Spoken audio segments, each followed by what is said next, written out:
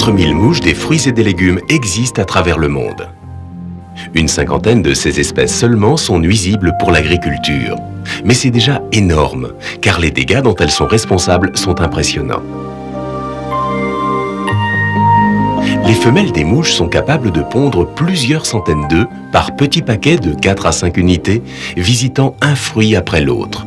Chaque femelle a ainsi un potentiel de destruction considérable. 3 à 4 jours après la ponte, les œufs vont éclore et les larves qui grossissent provoquent le pourrissement du fruit. À la fin de leur développement, les asticots sortent des fruits, sautent sur le sol et y pénètrent pour se transformer en pupe. Une dizaine de jours plus tard, un nouvel adulte va naître et le cycle recommence. Dans les îles de l'océan Indien, l'impact économique des dégâts est très important. La plupart des récoltes de fruits et de nombreuses productions maraîchères seraient détruites sans une lutte de tous les instants contre ces minuscules ravageurs. Si on ne faisait pas de traitement, des cultures comme la mangue et la goyave auraient été détruites à 100%. De même que les kumquats et les calamondins. Actuellement, nous arrivons à les contenir, je pense, à un seuil de 3%, moins de 3%. Surtout pour les agrumes, oui. Je ne sais pas pour les autres fruits comment c'est, mais pour les agrumes, c'est vraiment un fléau, quoi. Auparavant, dans les derniers, nous étions dans beaucoup de mousse fruits. À cause de nous, quand il arrive certains grosseurs comme ça, là, mousse fruits percés, ils tombent à bas pied. Nous ne pouvons pas faire rien avec. Mais là, depuis qu'ils commencent à contrôler, je remarque que ça là, on a beaucoup de choses. Beaucoup de contrôle. Ils contrôlent beaucoup. Et même dans la table, la quantité qu'il y en a, vraiment, pour moi, il y a un grand succès comme ce qu'ils m'ont fait pour nous.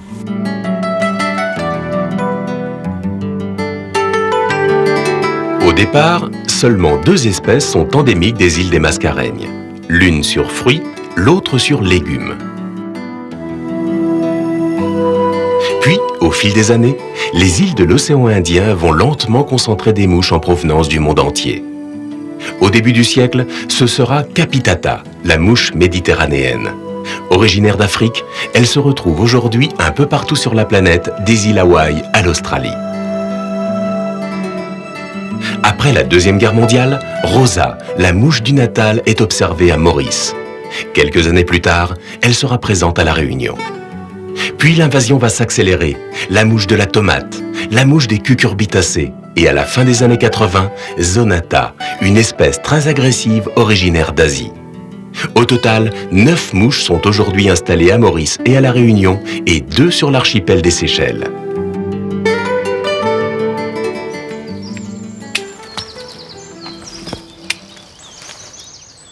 Dans les vergers d'agrumes ou de mangue de La Réunion, dès que les fruits commencent à grossir, les agriculteurs surveillent les populations de mouches grâce à des pièges. Le bon déroulement de la récolte en dépend. Bon, on va voir ça. Donc, il n'y en a pas du tout, là, apparemment. Apparemment, non. Ces pièges diffusent un attractif sexuel qui a une très grande efficacité sur les mâles.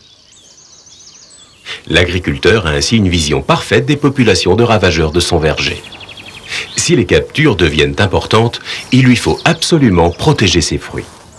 Auparavant, on mettait, quand on faisait le traitement en plein champ, on mettait tout, on traitait pour la mouche des fruits, on mettait plein de pesticides, plein d'insecticides. Maintenant, on veut garder surtout soigner l'environnement, quoi. Donc, depuis qu'on a fait le traitement par tâche, on utilise beaucoup moins de produits et donc c'est aussi efficace, quoi. Les techniques de traitement ont bien changé, les mentalités aussi. Plus question d'épandre massivement des pesticides comme par le passé. Grâce aux hydrolysats de protéines, ces attractifs alimentaires que l'on mélange à l'insecticide, il suffit de traiter une petite partie du feuillage. La solution pour commercialiser des fruits sains. Maintenant, ça fait quand même depuis une dizaine d'années qu'on travaille avec ce système de piégeage et de traitement par tâche. Et les agriculteurs comprennent leur intérêt dans cette méthode de travail. Ce qu'il faut préciser également actuellement, c'est que nous avons maintenant une cinquantaine de producteurs de mangue et d'agrumes qui ont adhéré à ce qu'on appelle des mesures agri-environnementales et qui donc, ces mesures se basent sur un cahier des charges précis dans lequel, bien entendu, les traitements par tâche sont obligatoires. Les traitements par tâche ont un autre intérêt. Ils tuent les mouches en les attirant sur le feuillage et préservent ainsi les insectes utiles. Prédateurs comme les coccinelles ou parasitoïdes, tous ces insectes qui maintiennent un équilibre de la microfaune des vergers.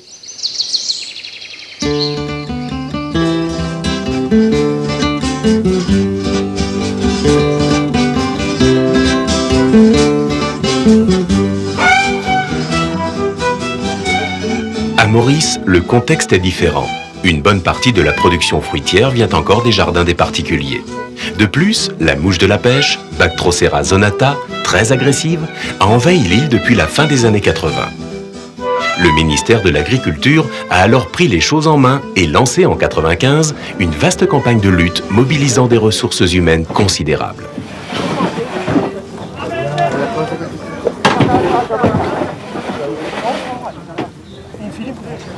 Ici à Rédu, nous avons une équipe d'environ 50 personnes et ils se chargent de traiter aujourd'hui la région de Rosy-les-Beaubassins. Et voilà, le mélange a été préparé et les appareils sont dans ce véhicule. Et les gens vont voyager dans un autre pour question de sécurité, pour ne pas avoir un accès direct pendant qu'ils voyagent avec les produits insecticides.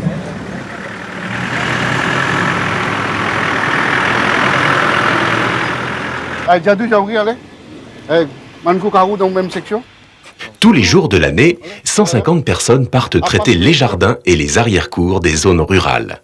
Bonjour madame. Bonjour monsieur. Le traitement de bandes D'accord. Ces traitements massifs s'accompagnent aussi d'une sensibilisation des habitants pour qu'ils ramassent les fruits tombés au sol et évitent ainsi les réinfestations. On demande aux gens, surtout dans les arrière-cours, il y a beaucoup de goyaves qui tombent, on leur dit de ramasser tous les fruits tombés et ensuite de le mettre dans un sac en plastique et puis ça, de le garder au soleil pour quelques heures. C'est comme ça que toutes les larves et les asticots vont mourir dedans.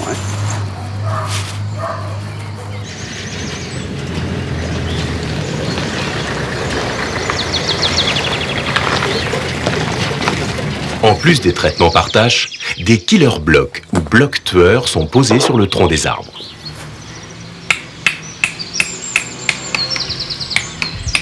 Comme vous voyez, c'est du plywood, on a coupé ça des petits morceaux. Là, et puis on a imprégné avec misalédinol et malation 57% qui est un insecticide. Alors, les misalédinol, ça va attirer les mâles mousses des fruits, surtout les Bactrocera zonata, et ça va les tuer. Et ça dure pendant 3 à 4 mois, on remplace tous les 3 à 4 mois. Malheureusement, la population zonata en Maurice est tellement haut, on ne pourra pas éradiquer. On maintient la population à un niveau très bas. Bactrocera zonata est aujourd'hui bien maîtrisée à l'île Maurice. Après 4 années de lutte intensive, la production fruitière est de nouveau possible chez les particuliers. Vous savez, des années, on ne pouvait pas avoir de fruits, de bons fruits pour manger. Mais depuis que l'agriculture s'occupe enfin un peu de nous, on voit des hommes pour arroser un peu partout les arbres. À ce moment-là, nous avons de bons fruits. La lutte contre zonata est indéniablement une réussite. Mais pour être efficace, elle doit se poursuivre sans relâche. L'objectif est aujourd'hui d'apprendre aux gens à traiter eux-mêmes. Normalement, avant, c'est nous, ministère de l'Agriculture, qui peut faire couvrir l'île entière pour faire bait spray, traitement par tâche dans tout fruit, dans tout la cour du monde indistinctement. Mais malheureusement, nous n'avons plus qu'à consigner. Impossible pour nous couvrir toute l'île. Mon corps public pour comprendre qu'il est impossible pour couvrir toute l'île. Nous faisons ça pendant 3 ou 4 ans. Maintenant, nous envie, le public vient vers nous et ce qu'à l'air solution en cadeau, nous pouvons donner une mixture en cadeau pour que le public fasse son propre traitement qui n'est pas difficile du tout. Cette solution-là, c'est pour bien mettre de 7 à 10 jours. Et pour appliquer, normalement, moi nous dire appliquer, vous pouvez bien PS des 3 trous ici, après vous appliquez en baffé. Ça veut dire même vous filant tout pour bien en baffé, dans le fruit aussi. Okay. Les produits sont distribués gratuitement et la technique d'épandage très simple ne demande aucun appareil et aucun investissement. Toute la difficulté est de convaincre et de motiver les particuliers. Regardez, vu mon âge, j'ai 77 ans, alors je ne peux pas me déranger pour aller chercher ça à l'agriculture là-bas. Mais comme Maintenant, les employés de l'agriculture passent régulièrement. Alors, j'ai pas de problème. Je m'assois chez moi et on vient arroser mes plantes. Et ça me donne une satisfaction.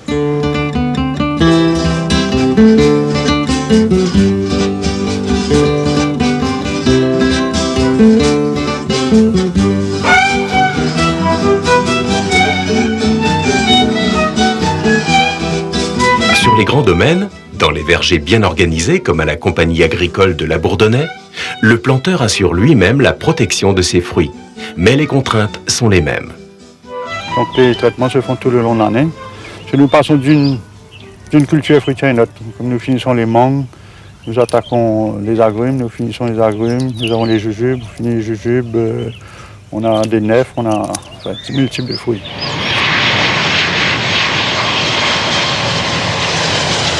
En 1996, une nouvelle mouche, Bactrocera dorsalis, en provenance d'Asie, a été détectée aux alentours de l'aéroport.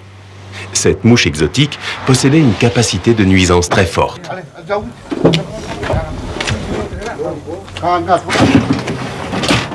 Les traitements massifs et la pose de killer block sont venus à bout de ce nouveau fléau.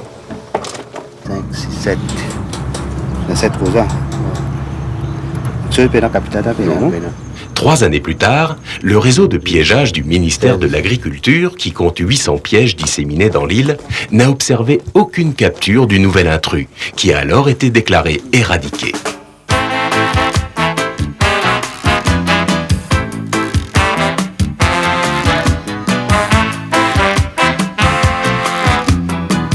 La mouche de la pêche, la terrible zonata, était présente à La Réunion depuis 1991. Attentivement surveillée depuis son introduction, seuls quelques rares individus étaient capturés tous les ans. Mais au début de l'année 2000, les choses changent. Donc, le réseau de surveillance est constitué d'une centaine de pièges qui s'étendent de la ravine des Chèvres jusqu'à la montagne. Donc, toute cette zone est divisée en carrés de 1 km de côté, au centre duquel se trouve un piège. Et cette centaine de pièges est relevée toutes les semaines. Les données sont ensuite analysées et on obtient une représentation graphique comme celle-ci, ce qui nous permet de constater une infestation importante sur Saint-Denis et notamment au Butor, et des petits foyers à la montagne, à Sainte-Marie et dans les Hauts, notamment dans les Hauts de la Bretagne et de Bois-de-Nef. Les captures massives de zonata qui ont eu lieu dans le Nord sont le signe d'un envahissement prochain de toute l'île. L'éradication est alors décidée. Bon, peut-être qu'on va commencer par le pied de mangue là, déjà, c'est déjà pas mal.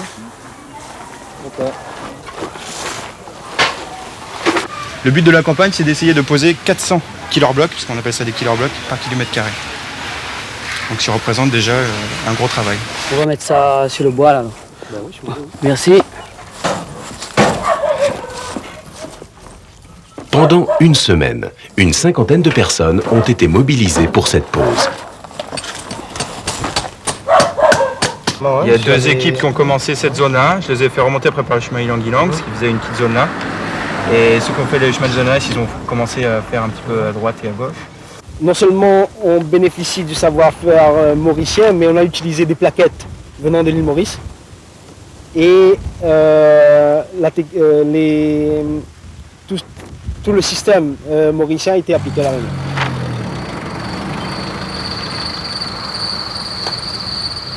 Bon, pour les traitements bien, on prend le bubinal, ok. On met là. Mettez les gants, n'oublie pas de masque, les lunettes. 3 mois après le début des opérations, l'éradication de zonata reste un objectif réalisable. La pression contre le ravageur est maintenue. Dès que le réseau de surveillance annonce de nouvelles captures, les traitements sont renouvelés.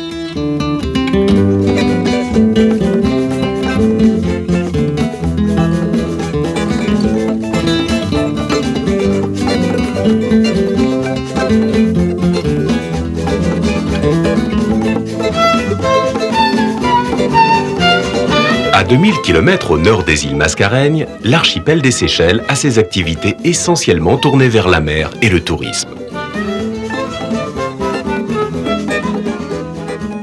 L'agriculture, dominée par les plantations de cocotiers, se diversifie aujourd'hui pour répondre aux besoins de la population. Ici, pas de grand domaine. Le territoire très limité ne laisse la place qu'à de petites parcelles exploitées manuellement par les agriculteurs. Oh, moi, on produit un peu tous les fruits, hein. Papaye, des limons, des oranges, des bananes et même des ananas. Hein. L'archipel est resté longtemps à l'abri des mouches. Une seule espèce, la mouche méditerranéenne, s'y était installée au début du siècle. Mais avec l'accélération des échanges internationaux, le risque s'accentue et une deuxième espèce, la mouche du melon, vient d'être observée. Monoprotéine, ça la sauce que nous pouvons préparer. On ne peut pas voir, quoi. Les travaux de recherche sont récents et les agriculteurs séchellois ne disposaient, il y a quelques années encore, que de très peu d'informations sur les méthodes de lutte. In fact, before that, we didn't know much about fruit flies. And even though we saw the damage that was done on their fruits, they didn't know much. And with the project, we have been able to show them exactly what is happening to their fruits and how we can control the fruit fly. J'ai fait des traitements généraux, plus ou moins. Un petit peu de tout parce que j'ai fait un seul contrôle de mélange contre les champignons, contre les mousses de fruits, contre un peu tout. Mais ils sont en train de faire les recherches pour savoir combien, la quantité et la qualité de mousses de fruits qu'il y en a. Un réseau de piégeage a été installé sur l'île de Mahé. Ces pièges sont relevés toutes les semaines et apportent des informations précises sur l'évolution des populations de mouches. The project has been a very good opportunity for the Seychelles to be able to meet the other experts of the region and to learn from them. We have been able to learn a lot from what the work that has been done in Mauritius, Réunion, and also the work that has been done in other parts of the world because we've had a lot of contacts with many experts because of the project.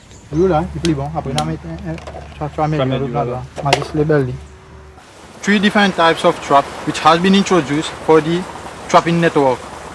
We have the dry trap which use only the pheromone plague, and we have the doom and taffy trap which use the protein hydrolysate. For the pheromone, we use the pheromone plague for surveillance of new species, and for these traps we use the protein hydrolysate to try and suppress the population, a sort of control technique. Les vergers étant de taille modeste, les pièges à attractifs alimentaires peuvent suffire à protéger les récoltes. En cas d'infestation plus importante, les techniciens du ministère de l'Agriculture viennent eux-mêmes faire les traitements chez les agriculteurs.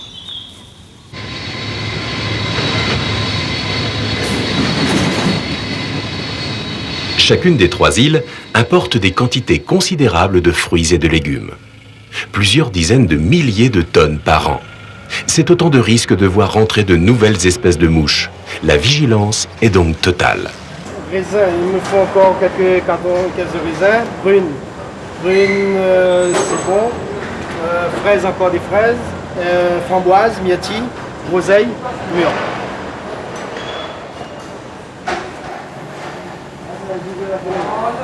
Si on soupçonne une piqûre de mouche, on regarde absolument s'il y a des larves à l'intérieur. Si sur des fruits venant d'Europe, on trouve des larves vivantes, on les met en élevage pour déterminer l'espèce et toute la marchandise est consignée jusqu'à nouvel ordre et même détruite.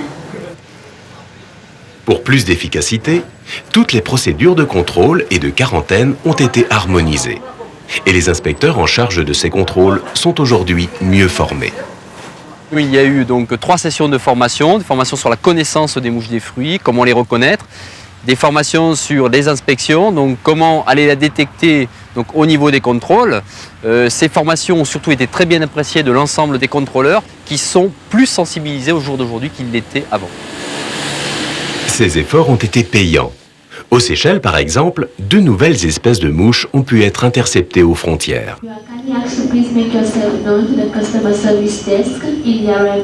Mais le danger vient aussi des passagers qui, malgré toutes les interdictions, amènent souvent des fruits dans leur bagage. તમને થોડું એક ફોર્મ આપશે તમે ફોર્મ ભરવાનું ને પછી તમને કાગળ હશે તમે અહીંયા ઓફિસમાંથી લેવાનું. Orders which we came in without a phytosanitary certificate, we confiscate and put in the freezer.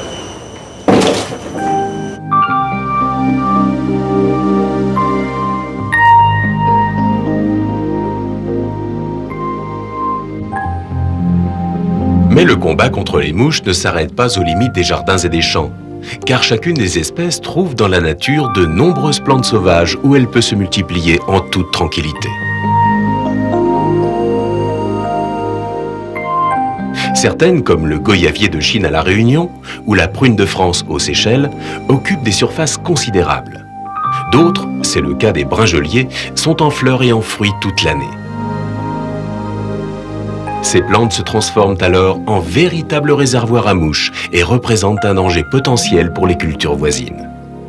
C'est quand même très important de connaître en fait la liste de ces plantes hôtes et leur importance pour la multiplication des mouches, de façon à mieux gérer les populations.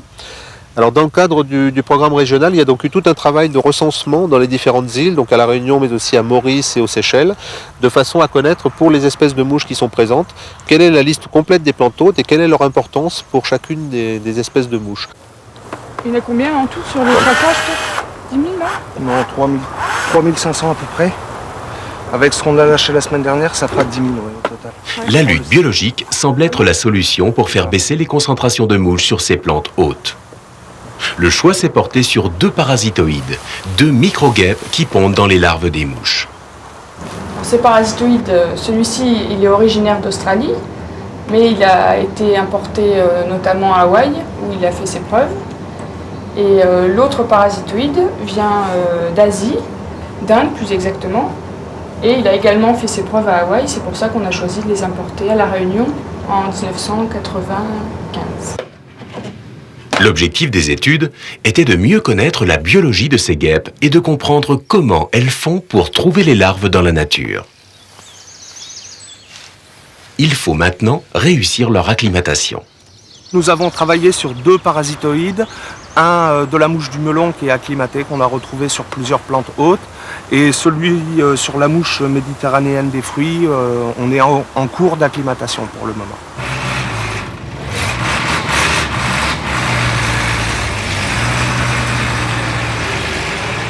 À Maurice, le souci des chercheurs est de baisser le coût des traitements. Ils ont remarqué que les résidus des brasseries attiraient les mouches. Cette matière première gratuite, disponible en grande quantité, peut alors remplacer l'hydrolysa de protéines. Pour obtenir un produit stable et suffisamment attractif, les drèches sont traitées en laboratoire par une enzyme. We are still at the lab stage. We are doing some bioassays in the small cages and we are obtaining promising results. We can say that it is as attractive as a protein hydrolysate. Des résultats positifs ont été obtenus sur la mouche du melon et le produit est aujourd'hui testé sur les autres espèces.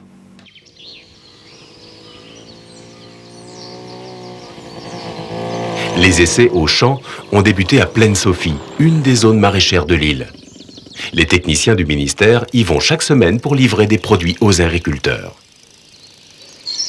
The bait distribution started as from January 2000 this year and it ended in May this year itself. And we have found that there has been a decrease in the population and the fruit infestation level also has decreased. And we have compared the results, the data, obtained during last year when there was no bait distribution, and we have found a marked decrease in fruit fly population here, especially the melon fly. Ces expérimentations vont se répéter dans d'autres zones de l'île. Et si les résultats se confirment, les cultures de citrouilles, courgettes ou concombres pourront être protégées sans épandage massif d'insecticides. Tu as vu là? Il y en a? Bah tiens, on va le filtrer, on va voir s'il y en a. Oui, il y en a. Ah oui, regarde. La mouche de la tomate a mobilisé ces dernières années les chercheurs réunionnais, car on ne disposait pour ce ravageur d'aucun système de piégeage efficace. Dans un premier temps, les études en laboratoire ont porté sur le comportement de la mouche.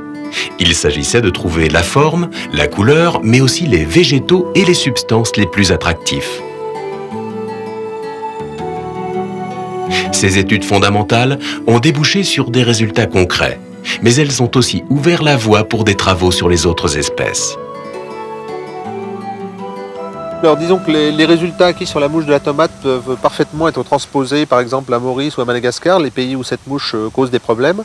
Et d'autre part, en fait, le type de travaux qui ont été menés sur le comportement de cette mouche vont nous servir un petit peu de modèle pour développer des études similaires sur l'ensemble des autres mouches des fruits qui sont présentes dans les îles de la région. Donc notamment les cératides qui attaquent les fruits proprement dits et aussi les mouches des cucurbitacées dont le comportement est encore assez mal connu. Les résultats en laboratoire ont montré par exemple que des superstimuli existaient pour cette mouche. Des pièges innovants, aux formes et aux couleurs particulières sont maintenant testés au champ. 2 naissance, voilà. Ah, il y en a une aussi là. 3. Attends, je vérifie. Ces pièges que l'on met en place, ce ne sont pas des pièges destinés à éliminer les populations de mouches. Ce n'est pas le principe. Le principe, c'est de prévenir l'agriculteur de l'arrivée de mouches à une certaine quantité. Et à ce moment-là, on pourra raisonner le déclenchement des traitements, c'est-à-dire que si on observe qu'il y a